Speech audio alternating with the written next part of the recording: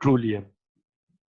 Now maturation हमने एक वो पढ़ा कैटाजेनेसिस में कि कैटाजेनेसिस is the phase that involves maturation of kerogen into petroleum. Now what is maturation?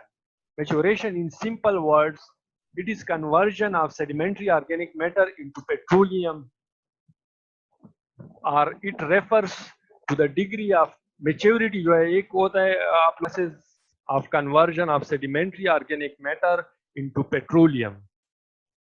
यार it is conversion of kerogen into petroleum. kerogen हम लास्ट में पढ़ते हैं, ठीक है.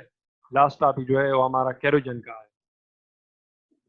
केरोजन मैच्योरेशन, रिमेंबर ये जो हम प्रोसेस पढ़ रहे हैं evolution of organic matter into petroleum, this is journal कि ऑर्गेनिक मैटर कैसे कन्वर्ट होता है.